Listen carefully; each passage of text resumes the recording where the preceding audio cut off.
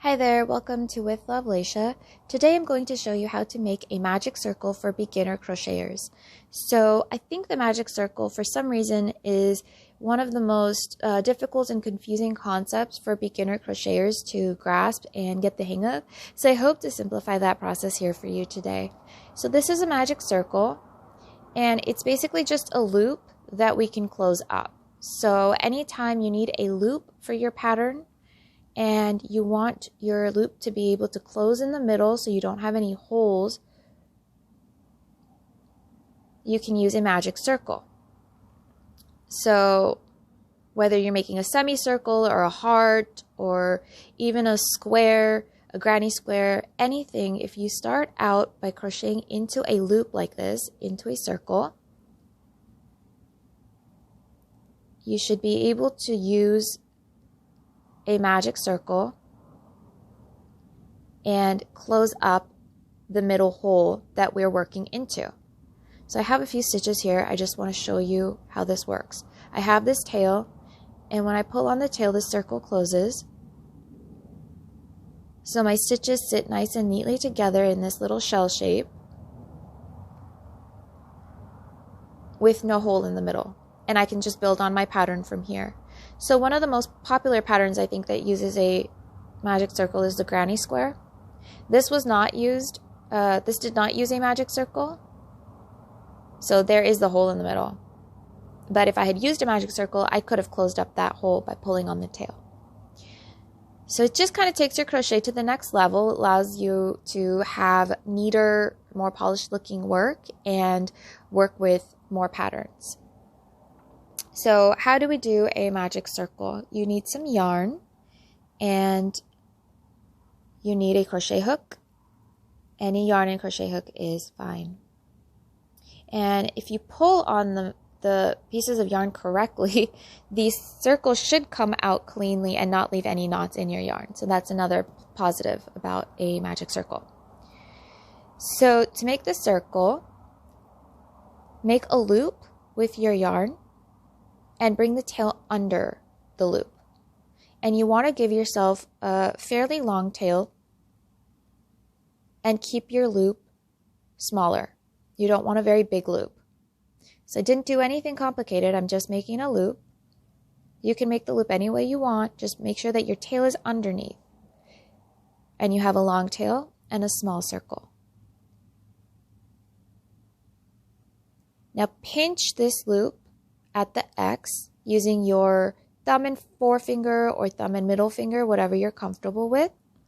But you want to make sure that the front of your loop, so the part that's up like this with the tail behind it, you want the tail behind it, under it. You want it to face you like this. Now take your crochet hook,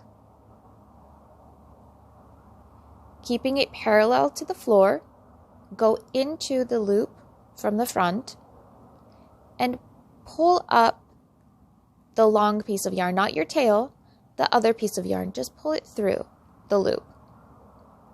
And then turn your hook so it's straight up and down with the hook at the top. So I was like this. I've just pulled this yarn through my circle, through my loop, and I'm just turning up like that.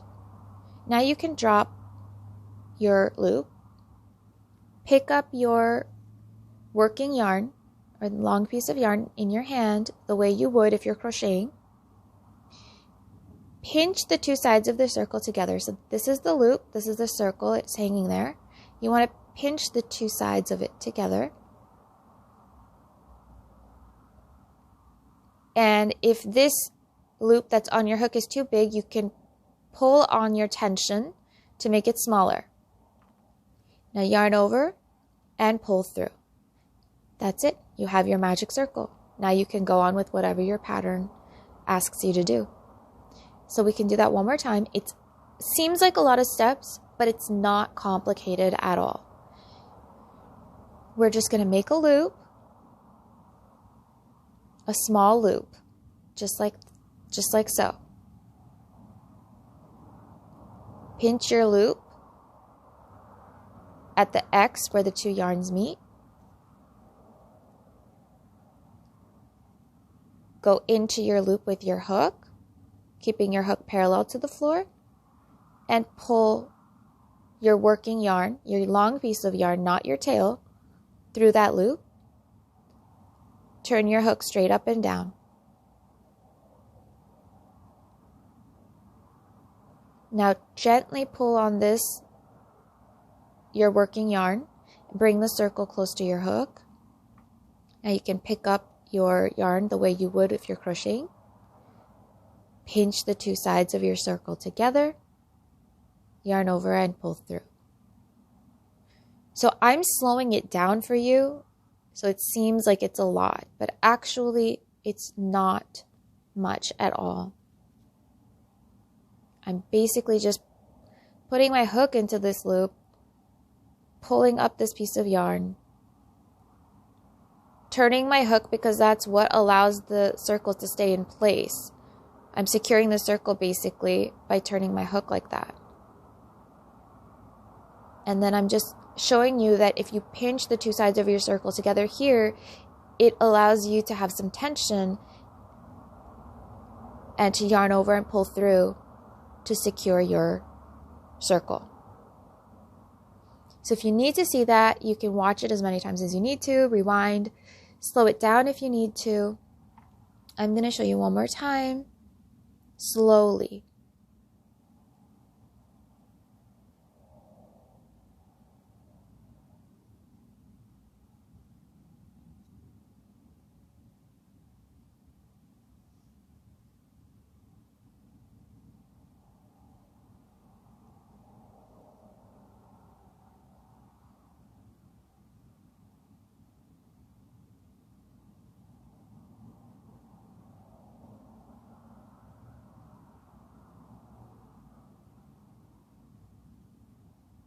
And that is a magic circle.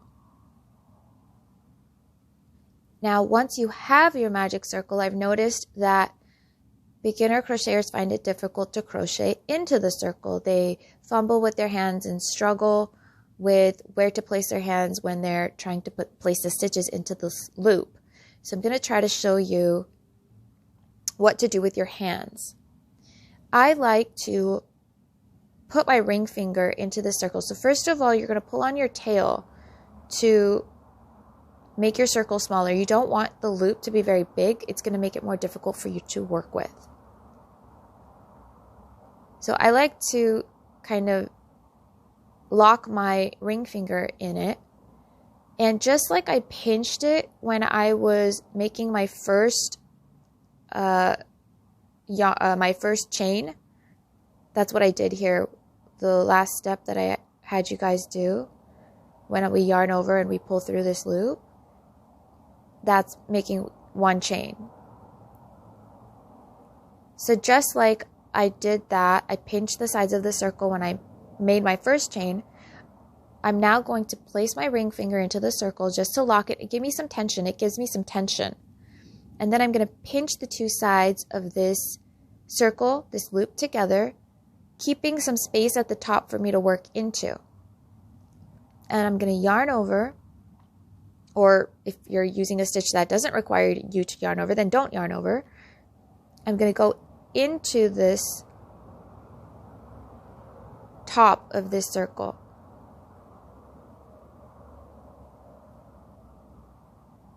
And then I'm going to pull up my loop and go on with my stitch. But once I've pulled up the loop, now I hold the stitch. I'm holding my fingers up here at the stitch.